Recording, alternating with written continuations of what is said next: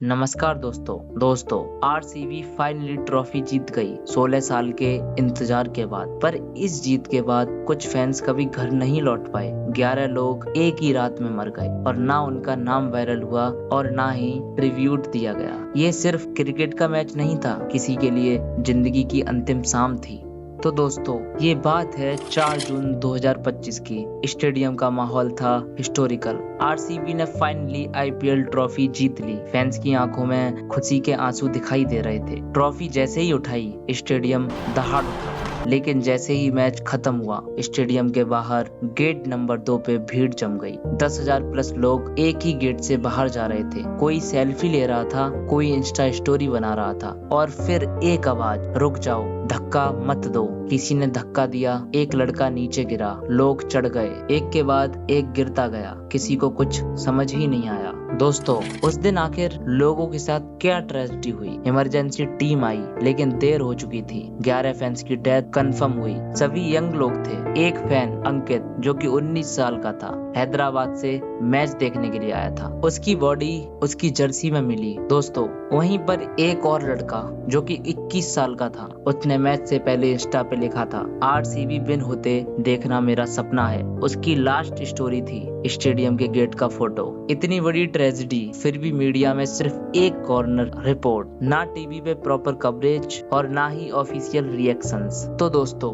अब सवाल ये है, क्या फैंस की जिंदगी इतनी सस्ती है? हर साल स्टेडियम में सेफ्टी प्रोटोकॉल्स होते हैं, लेकिन क्राउड मैनेजमेंट प्लान कहाँ था? जो लोग गिर रहे थे, उनके ऊपर लोग चढ़ गए। किसी के पास ऑक्सीजन नहीं, किसी के पास एग्जिट का रास्ता नहीं। क्या स्टेडियम सिर्फ प्लेयर्स के लिए सिक्योर होता है? फैंस के लिए कोई इमरजेंसी ड्रिल नहीं थी? पुलिस ने कहा, लोगों ने लाइन नहीं बनाई। पर जब 10,000 लोग एक साथ निकलते हैं, तो वहाँ पर रिस्पॉन्सिबिलिटी किसकी थी? दोस्तों, आप सोच रहे होंगे, क्या ऐसा पहली बार कभी हुआ था? नहीं, इंडिया में पहले भी ऐसे स्टम्पीड्स हुए हैं। तो दोस्तों, 1980 में एडन गार्डन्स में फुटबॉल मैच के दौरान 16 लोग मर गए थे। रिलीजियस गैदरिंग में भी, जैसे 2008 नैना देवी टेम्पल स्टम्पीड में 146 लोगों की मौत हो गई थी। लेकिन क्रिकेट के इतिहास में ये पहली बार था जब एक आईपीएल विक्ट्री सेलिब्रेशन में 11 लोगों की जिंदगी चली गई। ट्रॉफी उठी, पर कुछ फैंस कभी घर नहीं लौट पाए। ये ट्रेजेडी सिर्फ क्राउड प्रेशर नहीं थी,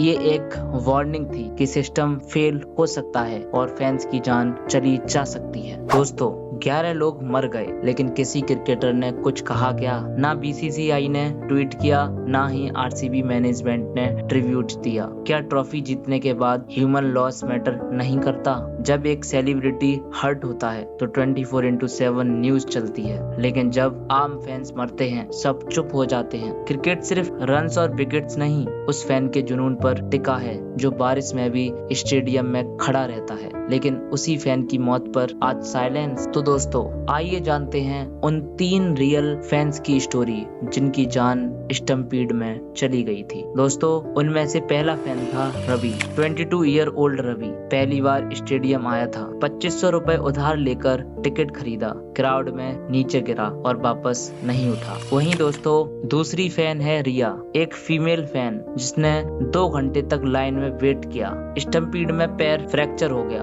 उसका कहना था, ट्रॉफी जीती पर मैं खुद से हार गई। और दोस्तों, तीसरा फैन था आकाश, अभी भी आईसीयू में है। उसके लंग्स प्रेशर में फेल हो गए थे जब 15 लोग उसके ऊपर गिर गए थे। तो दोस्तों, आखिर ट्रॉफी तो जीत ली गई, लेकिन कुछ लोगों की जिंदगी चली गई। कभी उनके लिए साइलेंस नहीं रखा गया, ना स्टेडियम में, ना मीडिया में और ना ही यूट्यूब पे। ये वीडियो उन सब फैंस के लिए है जो क्राउड में खोए, लेकिन जुनून उनका सबसे ज्यादा था। अगर आप भी एक फैन हो जिसका प्यार सिर्फ टीम से नहीं, गेम से है, तो कमेंट करो, मैं सिर्फ फैन नहीं, इस गेम का हिस्सा हूँ। और इस वीडियो को उनके लिए शेयर करो जो कभी वापस नहीं आए।